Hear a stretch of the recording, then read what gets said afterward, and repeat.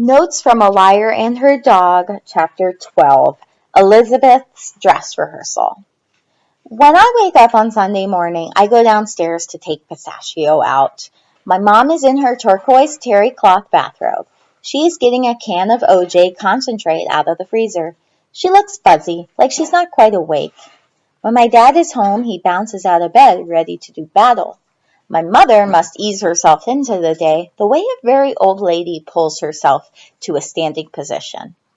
Usually I try not to talk to her about important stuff until later in the day, but this can't wait. Last night Harrison called to say I had to come over to his house first thing this morning. Excuse me. So we can plan how to convince Just Carol to take us back to the zoo. He said we had to act fast because Kigali needed him and she can't wait. What if she decides she won't eat for anyone else? He asked. I told him he should go to the zoo without me, but he said, forget it, Aunt, just forget it. Good morning, Mom, I say. She squints at me as if anyone who says this is suspect.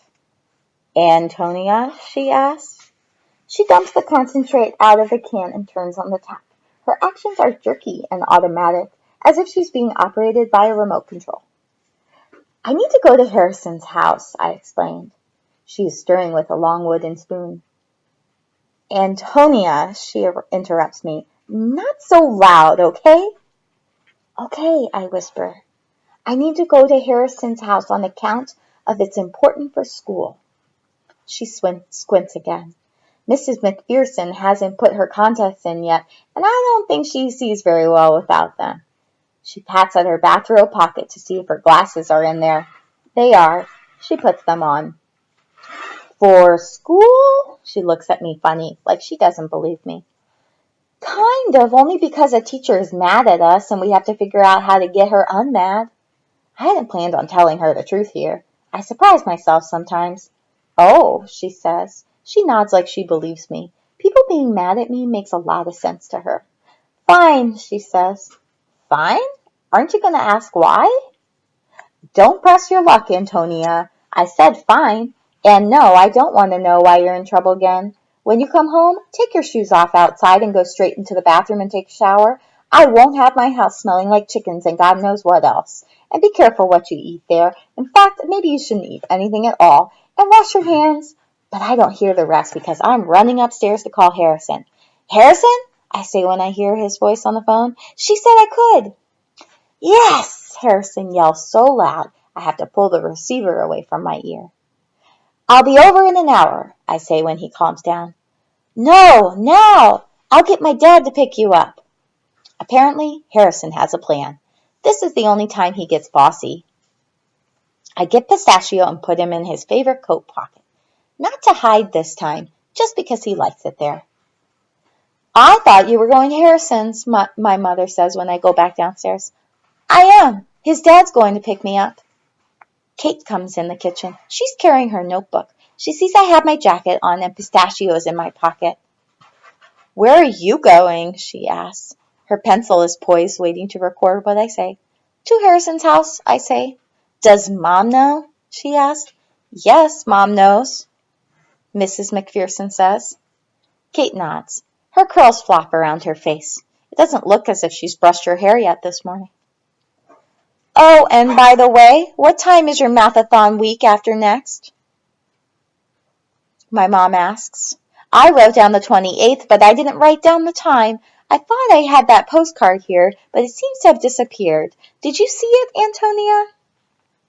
I tear at my thumbnail. Not saying anything isn't lying. It's just not saying anything. Good morning, Your Highness pushes through the kitchen door. She's wearing pink tights and a pink sweater, and her hair is neatly combed in a ballerina bun. Elizabeth is great at making appearances. When she walks into a room, it always seems as if she's expecting to be handed a bouquet of flowers. Good morning, my mother says. The reason I am asking is Elizabeth has a dress rehearsal on the 28th, too. I look down at the chipped formica counter. My finger traces the uneven shape that has been chipped off, revealing the wood underneath. I breathe short, like my lungs are rolled up inside me. Antonia? My mother asks. It's 10 o'clock, I say, shoving my finger against the grain of wood, hoping for a splinter. That's when my dress rehearsal is, Mom, and you have to go to that. You promised you would. Angela Beaumont's mom is going. Angela Beaumont's mom goes to everything, Elizabeth says to my mom. Well, maybe I could go for part, my mother suggests. Or maybe if Dad's home, he can go to one and I can go to the other. Both of Angela Beaumont's parents go for the entire time, Elizabeth says. My mom looks at Elizabeth. She looks at me. She bites her lip. Well, I did commit to that first, Antonia, my mother says. I'm supposed to bring the lemonade. The old pain rises in my chest. I try to shove it back down. So what if she would rather see Elizabeth's 400th dress rehearsal than my first mathathon? So what? She isn't my real mother anyway. It doesn't matter. Don't worry. You're not invited to the mathathon, Mom, I say, my voice calm, even, unemotional. Frown lines cut across my mom's forehead. But I thought that postcard said... I shake my head. They decided there isn't enough room for the parents. They were going to hold it in the gym, but then they couldn't get the gym, and there isn't enough space in the library for a big audience. But they didn't know this when the postcard went out. They told us to tell our parents. I make my face all sincere, and I look straight into my mom's eyes. Please don't believe me. A voice deep inside me begs, please come. I want you to come. But I stuff that voice down. Oh, she shrugs. Well, I guess that solves my problem, doesn't it? Her face lights up. She smiles her wide-toothed smile. I feel as if somebody has taken pliers to my insides. The fake music doorbell chimes. It sounds like somebody died. Who is that? My mother asks. Kate races to the door and presses her nose against the Coke bottle glass window that runs alongside the door. It's Harrison's dad, she reports. Well, I guess you're going then, my mother says to me, but I look like a train wreck, so don't you dare ask him in. Okay, I say, and I'm out the door, whisking Mr. Emerson back down the front path. I want out of there. I don't want to give my mom the chance to change her mind. It was only last month she said I was not allowed to set foot in the Emerson's house until hell freezes over. And now here I am planning to spend the day there with her complete permission. I should be happy about this, but I'm not. And that is the end of chapter 12.